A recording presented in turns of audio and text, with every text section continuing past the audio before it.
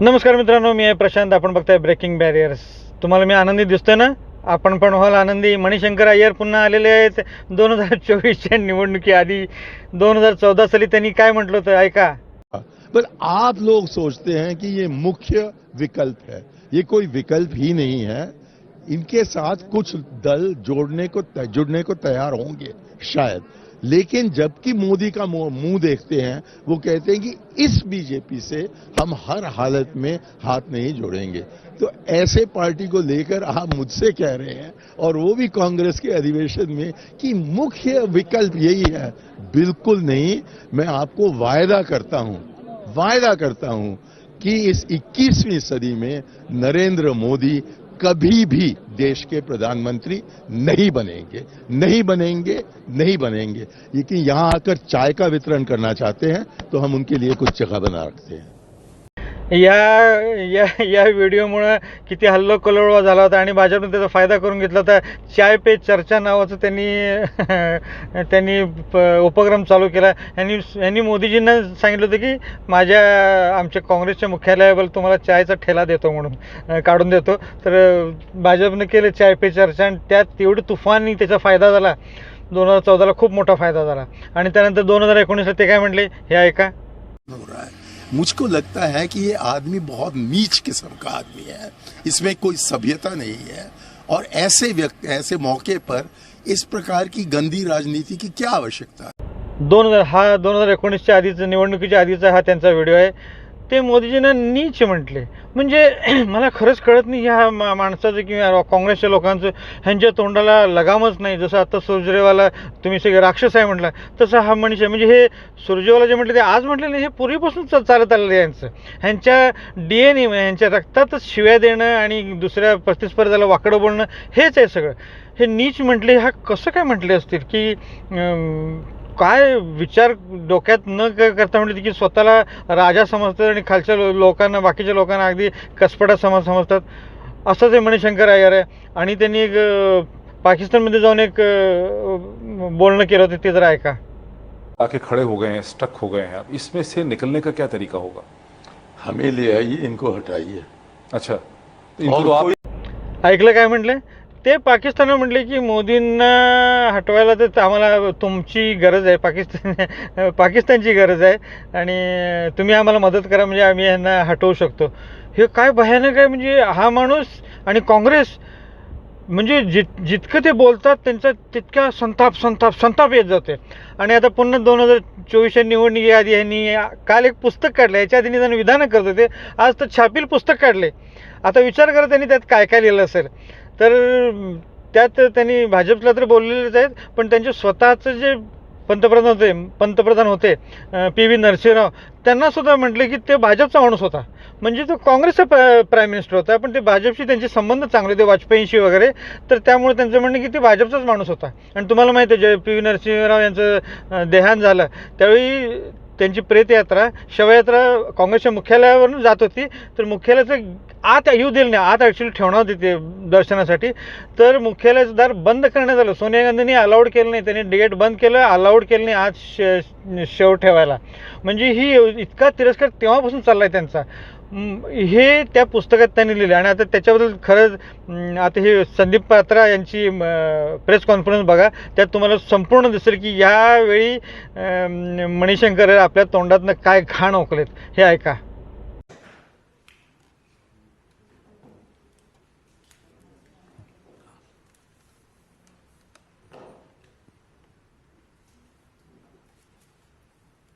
मित्रों, अपने बीच भारतीय जनता पार्टी के राष्ट्रीय प्रवक्ता माननीय डॉक्टर संबित पात्रा जी आपको संबोधित करेंगे. मेरा सादर आग्रह है डॉक्टर पात्रा जी से कि आपको संबोधित करें. धन्यवाद संजय जी, और मैं आप सबसे क्षमा प्रार्थी हूं कि आप लोगों को इंतजार करना पड़ा. ये खबर बहुत महत्वपूर्ण है क्योंकि कल शनिवार के दिन, सैटरडे को, ऑल इंडिया कांग्रेस कमेटी की यह एक सर्कुलर आप देख सकते हैं जो अशोक गहलोत जी ने हस्ताक्षर किया है, और उन्होंने लिखा है, honourable Congress president has approved the recommendation of the central disciplinary committee of AICC for revocation of suspension of Shri Manishankar Iyer from the primary membership of the Congress party with immediate effect. Rahul Gandhi ji के कहने पर जिस प्रकार से Congress party ने मणिशंकर अय्यर जी को पुनः party में स्थान दिया है और उनके सस्पेंशन को रिवोक किया है, यह चिंता का विषय है। आपको याद होगा कि श्री मणिशंकर अय्यर जी को सस्पेंड किया गया था 2017 दिसंबर के महीने में, और कारण था कि जिस प्रकार की टिप्पणी, जिस प्रकार की भाषा का प्रयोग उन्होंने भारत के प्रधानमंत्री श्री नरेंद्र मोदी जी के लिए किया था, उन्हें नीच आदमी बताते हुए उन्होंने कहा था चुनाव के दौरान कि मोदी एक नीच किस्म का आदमी है जिनके पास कोई सभ्यता नहीं है।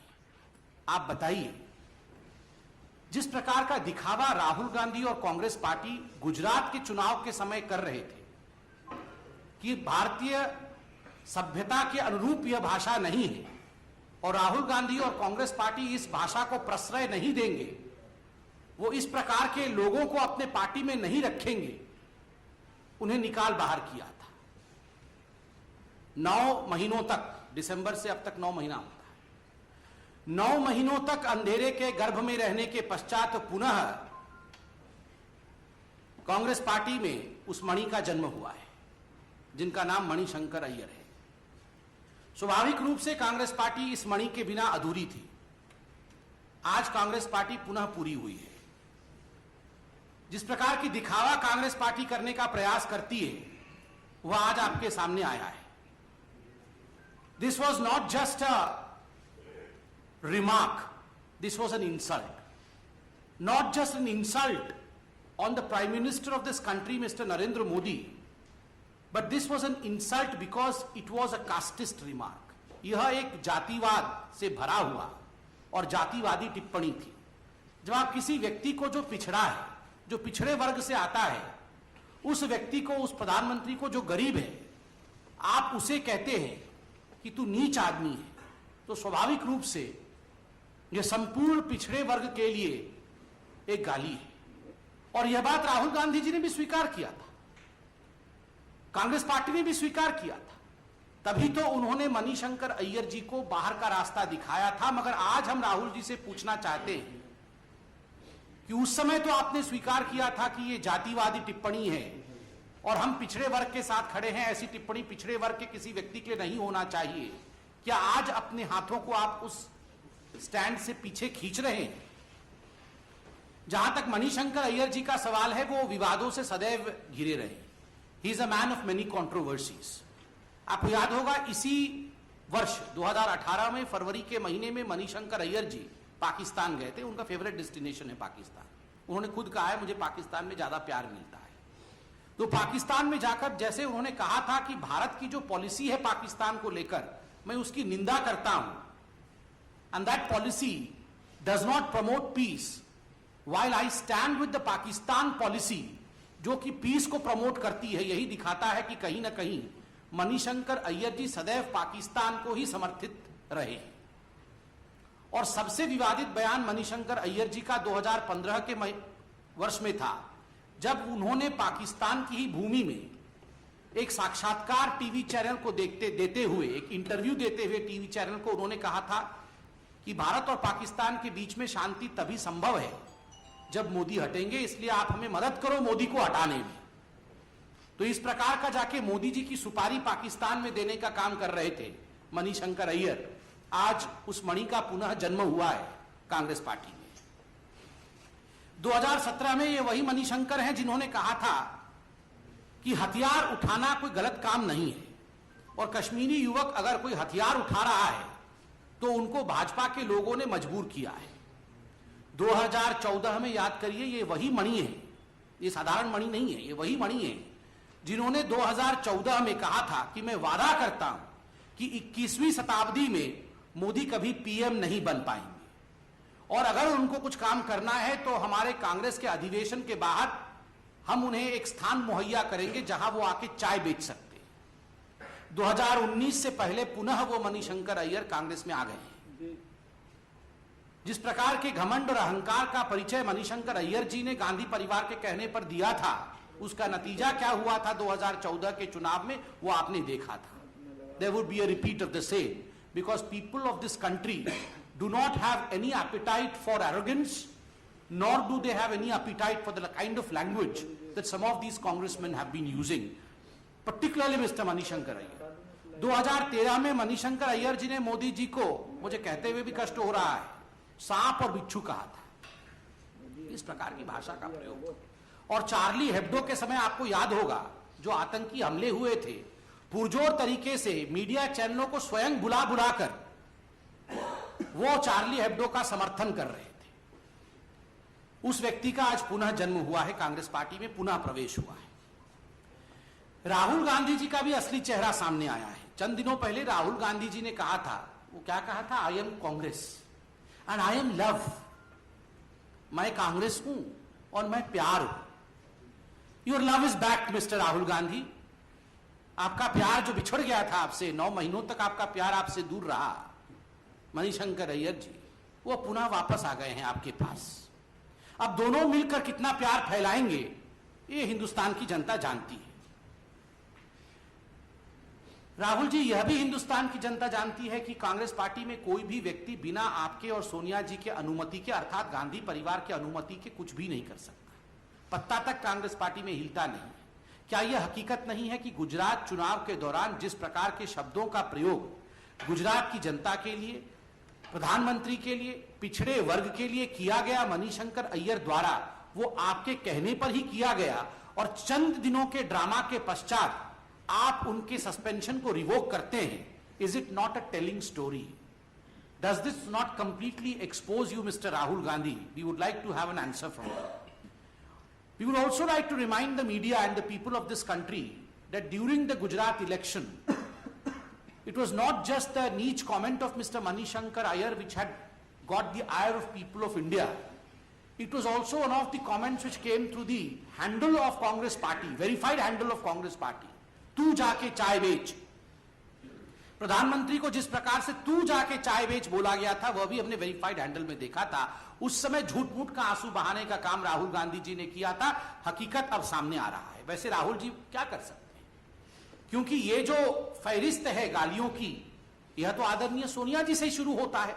मौत का सौदागर, यमराज, रावण, गंदी नाली का कीड़ा, monkey, rabies victim, virus, Bhasmasur, गंगुतेली, goon, ये सब शब्दों का प्रयोग बंधुओं मोदी जी के लिए कांग्रेस पार्टी और कांग्रेस पार्टी के मणिशंकर अय्यर जैसे प्रवक्ताओं ने किया है। 9 महीनों तक तथाकथित कांग्रेस के गर्भ से दूर रहने के पश्चात कांग्रेस के परिवार में पुनः जो मणिशंकर अय्यर जी का जन्म हुआ है, संस्कृत में भी उनके लिए कहावत है, मणिना वलयं वलयेन मणि मणिना वलयेन विभाति करः। मणिना वलयं, वलयं मतलब कड़ा होता है, कंगन होता है, मणि मतलब तो मणि। जैसे मणि के बिना कंगन अधूरा है, वैसे ही कंगन के बिना मणि अधूरा है। एक दूसरे के पूरक है कंगन और मणि। ठीक वैसे ही मणिशंकर और राहुल गांधी एक दूसरे के पूरक है, एक दूसरे के बिना वो अधूरे हैं। तभी तो आज पुनः पार्टी में आविर्भाव हुआ है। मणिना वलयं वलयेन मणि मणिना वलयेन विभाति करः। और ये मणि जो है, मणि जड़ित कंगन जो है, अंततः ये क्या करता है, यह कर अर्थात हाथ के सुंदरता को बढ़ाता है। तो ये मणि जो राहुल के बिना अधूरे हैं और ये राहुल जो मणि के बिना अधूरे हैं, जब दोनों मिल जाते हैं तो यह कर अर्थात हाथ रूपी कांग्रेस पार्टी की सुंदरता को बढ़ाते हैं। तो ये 9 महीने तक जो मणिशंकर अय्यर कांग्रेस पार्टी से दूर रहे थे, कांग्रेस पार्टी का बहुत नुकसान हुआ होगा। उस नुकसान की भरपाई कांग्रेस पार्टी ने पुनः उन्हें लेकर किया है। हिंदुस्तान की जनता देख रही। वैसे यह साधारण बात नहीं, पुनः मणिशंकर अय्यर आ जाते हैं, एक तो मणि आते हैं और वहीं एक नवजोत भी कांग्रेस के अंदर हैं जो उनके नाम को रोशन कर रहे हैं। एक मणि ऐसे हैं जो पाकिस्तान में जाकर कहते हैं कि मोदी जी की सरकार को गिराना होगा, और नवजोत जो जाकर कहते हैं कि हमारे तो आर्मी के चीफ सड़क के गुंडे और पाकिस्तान के आर्मी के चीफ सोनेदा मुंडे। वहां जाके पाकिस्तान के आर्मी के चीफ को गले लगाना और यहां के आर्मी के चीफ को गाली देना, ये इस प्रकार के लोगों से कांग्रेस लबालब भरी हुई है।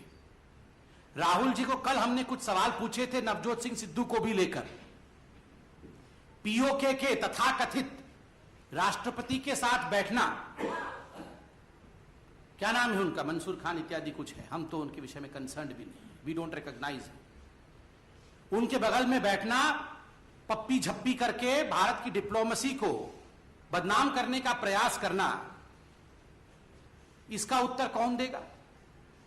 मणिशंकर जैसे व्यक्ति और नवजोत सिंह जैसे व्यक्ति आज कांग्रेस पार्टी के अंदर है, इसका जवाब कांग्रेस पार्टी को देना होगा।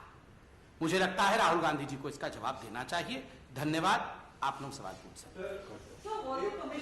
Ladies first. In that sense, wasn't the central ministry involved in this? Well, Navjot Sidhu had taken permission. That permission was granted by the center. This is a sovereign country. Any citizen of a sovereign country trying to get a visa or a passport for any other country is something which should not be seen within the ambit of diplomacy. Remember, diplomacy is always the duty of the central government. No state government can ever enter into, no chief minister, no minister from any state can ever enter into the zone of diplomacy. What Mr. Navjot Singh Sidhu had tried to do is entering into a forbidden zone of diplomacy, which is reserved only for the central government, through quote-unquote pappi and jhappi. This is absolute immaturity. And when you go and you hug the army chief of Pakistan, this sends out a message. While India maintains strictly that Pakistan's deep state is involved in killing of innocent people in India, while deep state of Pakistan since time beginning is involved in killing of Indian Jawans, and we have seen enough martyrdom to hug him and to say that I hugged the Pakistani army chief because he talked about peace. That is the reason as to why we asked Mr. Rahul Gandhi that when there is a surgical strike, you denounce our army chief saying that we need proof. But while something is whispered in the ears of Mr. Navjot Singh Sidhu, you hug him, believing him and reposing your faith on Pakistan army chief shows your double standards. And this is a very serious issue. And that's why we firmly believe that Mr. Rahul Gandhi and the Congress party from its high tables should give out an answer to this. Ravi Kant, please. Sir, Congress के आरोप लगा रही है कि अटल जी के अंतिम यात्रा में पाकिस्तान के जो कानून मंत्री आए उनके साथ डेविड हेडली के भाई भी है, तो कैसे हाफ ब्रदर, तो पिता दोनों के सेम है, तो कैसे उनको गवर्नमेंट ने अलाउ किया? see, I have not gone into the family tree of anyone who came from other country, but of course, the MEA is the one which would in fact come into the details. See, अगर पाकिस्तान का कोई delegation आता है, serving delegation है, तो यह विषय MEA का है. Next question. Yes ma'am.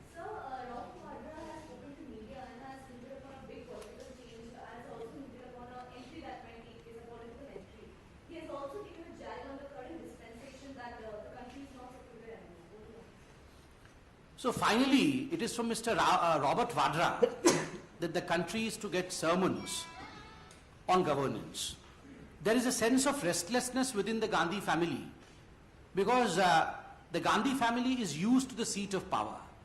And it is because of this sense of restlessness when they're out of power that we see every member of the Gandhi family coming out and claiming the claim to throne, proclaiming the claim to throne. So of course when Mr. Robert Vadra is saying that he may have a lateral entry into the Congress party and may become the seat of power, the country is asking the question to the Gandhi family that this country does not belong to a dynasty. This country does not belong to a family. This country belongs to the people of India, and that's the reason as to why, through democratic means and not through dynastic means, the governance agenda would be furthered.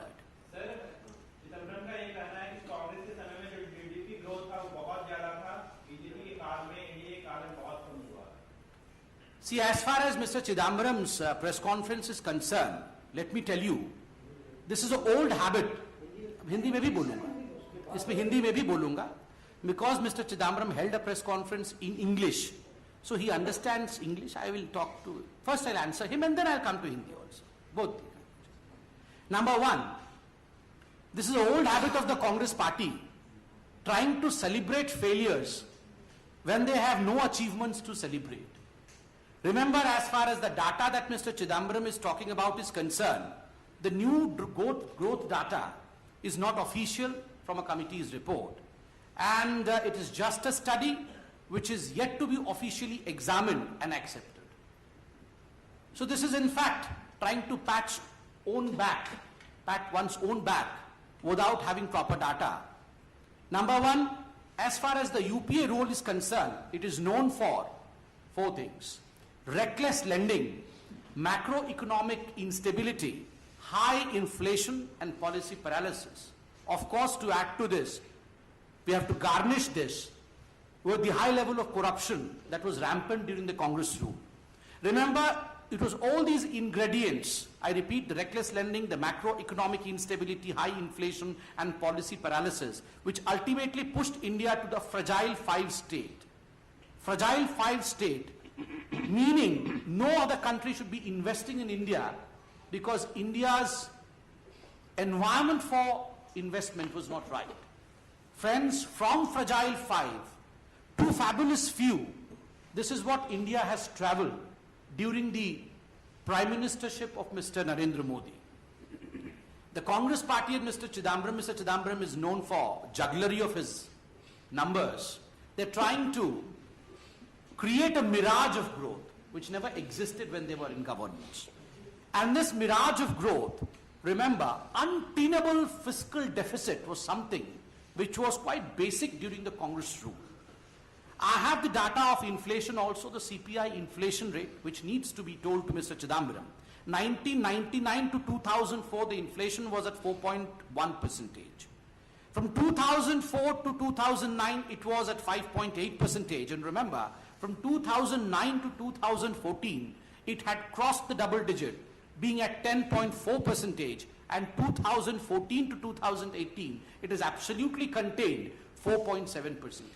What was during the Congress rule was a low GDP and a high inflation. Low growth and high inflation, which was quite biting. The debt-funded growth story of the Congress party. कर्ज लेकर growth करना, ये जो कांग्रेस की कहानी है, यह भी हम जानते हैं.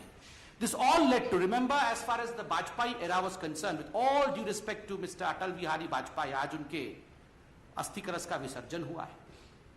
The country will remember Mr. Vajpayee because of the kind of growth that he gave during his prime ministership. The irony is that Mr. Chidambaram should have said as to how the Congress party could not consolidate the growth story of Mr. Vajpayee's era. उसको उन्होंने consolidate नहीं किया. नतीजा यह हुआ कि because of the momentum that Mr. Vajpayee had given in the initial years, ultimately because of this non-consolidation, everything collapsed once the UPA was in power. Remember, the macroeconomic instability during the UPA regime was extremely important, and high inflation, the highest center and state fiscal deficit, highest corruption, and highest policy paralysis was the founding track of the UPA's economic dispensation. Friends, इसका नतीजा 2 हुआ. इसका नतीजा यह हुआ कि high NPA छोड़ के गए और जो सब्सिडी पेमेंट होता है, अनपेड सब्सिडीज छोड़ के गए. सबसे बड़ा एग्जांपल अनपेड सब्सिडी का ऑयल बॉन्ड है. तो स्वाभाविक रूप से कांग्रेस पार्टी ने जो ग्रोथ स्टोरी कभी दिया नहीं इस देश को, उसका नतीजा रहा कि 44 सीट्स पे कांग्रेस पार्टी सिमट गई. आज अपने पीठ को जो थपथपाने की कोशिश की जा रही है, उसका कुछ नतीजा नहीं होने वाला है. हिंदुस्तान की जनता कांग्रेस पार्टी के झूठ से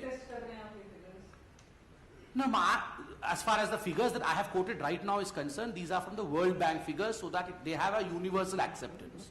Some very prominent people, including the economic advisor, etc., they have quoted these through their verified Twitter handles. It is for everyone in public to visit these handles and to get these data. These are World Bank data. And remember, as far as the data that the Congress party and Mr. Chidambaram are quoting, ironically, they have still not been accepted. This is just a study. And remember, the macroeconomic instability of the Congress party is something which it was known for.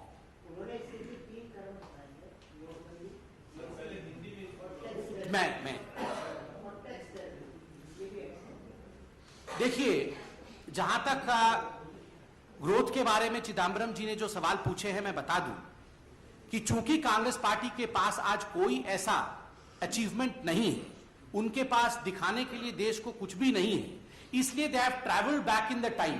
वो time machine में बैठकर पीछे जाने का प्रयत्न कर रहे हैं, जबकि पीछे जो कहानी है कांग्रेस पार्टी की, वो कहानी केवल रेकलेस लेंडिंग की है। बैंकों में से जिस प्रकार से बिना किसी प्रकार के कोलैटरल रखे हुए लेंड किया गया, कर्जा दिया गया, जिसको मोदी जी ने बिल्कुल अपने शब्दों में कहा कि टेलीफोन बैंकिंग चलती थी, टेलीफोन पे फोन आता था और पैसे बाहर जाते थे बैंक से, जिसका नतीजा आज एनपीए का हुआ है और सब्सिडी पेमेंट नहीं हो पाई है, जैसे कि ऑयल बॉन्ड्स का कांग्रेस के समय का। और जो एक वृहद चित्र होता है भारत के अर्थनीति का, द मैक्रो इकोनॉमिक कैनवस जो है, उसकी इंस्टेबिलिटी थी कांग्रेस पार्टी के समय। उसका नतीजा था कि हाई इन्फ्लेशन, महंगाई दर जो था वो आसमान छू रहा था कांग्रेस के समय, और पॉलिसी पैरालिसिस, ये जो पॉलिसी बनाने की प्रक्रिया को लकवा लगा हुआ था, नीति निर्धारण को लकवा लगा हुआ था, वो भी कांग्रेस के समय था। इन सबका नतीजा रहा कि 2013 में विश्व बैंक ने भारत को फ्रेजाइल 5, उन 5 देशों के समूह में स्थापित किया भारत को, जिसमें कहा गया कि इनकी अर्थनीति टूटती हुई अर्थनीति है, इनकी अर्थव्यवस्था कोलैप्स कर रही है, गिर रही है। वहां से आज नरेंद्र मोदी जी के नेतृत्व के कारण फ्रेजाइल 5 से फैबुलस फ्यू, आज आपको याद होगा इंटरनेशनल मॉनेटरी फंड ने अभी 1 हफ्ते पहले ही कहा, और आप तमाम अखबारों ने इसको हेडलाइन में भी छापा, कि आज जो रिफॉर्म्स हुए हैं जैसे जीएसटी इत्यादि, उसके कारण भारतवर्ष का जो अर्थव्यवस्था है वो इतना सुदृढ़ हो गया है कि आने वाले 30 वर्षों तक, for the coming 30 years, India would be the global power engine. आने वाले 30 वर्षों तक भारतवर्ष पूरे संसार के अर्थव्यवस्था के इंजन के रूप में काम करेगा और उसे आगे बढ़ाएगा। आईएमएफ की चेयरपर्सन ने भी मोदी जी के नेतृत्व के विषय में कमेंट करते हुए कहा था कि India is now like a bright star in the world economy. पूरे विश्व के इकोनॉमी में भारतवर्ष आज एक ध्रुव तारा के रूप में खड़ा है। तो स्वाभाविक रूप से जो लोग कर्ज देकर एक फॉल्स ग्रोथ स्टोरी बनाने की कोशिश कर रहे थे, नतीजा रहा कि द ग्रोथ स्टोरी कोलैप्स्ड। आज वो टाइम ट्रैवल करके अपने पीठ को थपथपाने की कोशिश करेंगे तो कुछ नहीं होगा। फिस्कल डेफिसिट उस समय कंटेन नहीं हो रहा था, आज फिस्कल डेफिसिट कंटेन है। इन्फ्लेशन उस समय कंटेन नहीं हो रहा था, आज इन्फ्लेशन 4.7 पे पूरी तरह से कंटेन्ड है। जो एक साधारण व्यक्ति होता है, आम व्यक्ति होता है, वह आज सुख की जीवन व्यतीत कर रहा है। Economy has been formalised. Demonetisation और जीएसटी के ऊपर आक्रमण करने वाले लोगों को तो जनता ने जवाब दिया, सूरत में जवाब दिया। गब्बर सिंह टैक्स कहते थे, उसको जवाब सूरत में मिला है। तो स्वाभाविक रूप से ये टाइम ट्रैवल करने से कुछ नहीं होगा। 44 सीट मिला था, और भी कम सीट 2019 में मिलेंगे। नहीं सर, केरला में इतना कुछ हो रहा है। Now there are reports which are coming in that the centre new in advance the MP Kerala MPs as well as the Met Department had warned the center that this disaster was waiting to happen, and yet center had given assurances, MHA had given assurances, and yet when the disaster happened, more than 300 people have died. It's a very sensitive issue. To this effect, a press conference was held by the National General Secretary of the Bharatiya Janata Party, Mr. Muralidhar Rao, yesterday. And he has in detail laid in front of all of us whatever is being, would be in the future done for Kerala. We all stand for Kerala with every person there in the flood, and we pray for not only the state and the people, but also that each one of us should contribute positively towards. There is another charge that the BJP rule states are not the ones who contributed. See, Chief ministers have been contributing, but not the BJP rule states. I would not enter into the realm of politics in this. These are very sensitive issues, and they have been answered in detail yesterday by a National General Secretary of Bharatiya Janata Party. And of course, any further query, because you have every right to question, any further query would be answered very systemically and with great detail. Sir BJP सांसद अनुराग ठाकुर का एक photo viral हो रही है, जिसमें वो अटल जी के अंतिम संस्कार में सेल्फी लेते हुए दिखाई दे रहे हैं। आरोप ये है कि बीजेपी की सेल्फी परंपरा अटल जी के अंतिम संस्कार में भी जाएगी। ये बहुत सेंसिटिव मामला है, इसको हम लोग इस प्रकार से ना करें प्लीज। आज ही माननीय अटल जी का अस्थि विसर्जन हुआ है, हम सब उनको नमन करें, उनके अच्छाइयों को याद करें, उनके चरणों में हम लोग हमेशा बैठ के सीखते रहें। हमारी यही कामना है। बहुत बहुत धन्यवाद।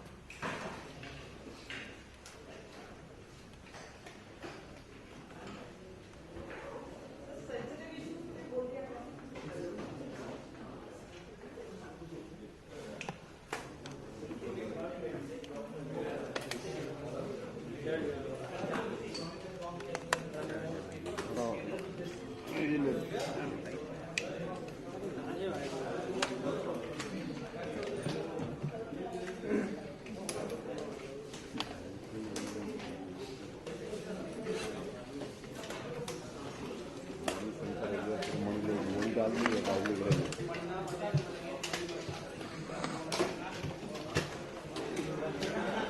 तर मित्रांनो, ऐकलं संबित पात्रांनी कसं बोललेत. तर आपल्याला आनंदाचा दिवस आहे. पेढे वाटा पेढे, आता खरं असं म्हणायची पाळी. तर आपल्याला व्हिडिओ आवडला असेल तर प्लीज लाईक करा, शेअर करा आणि सबस्क्राईब करा. Thank you very much. धन्यवाद.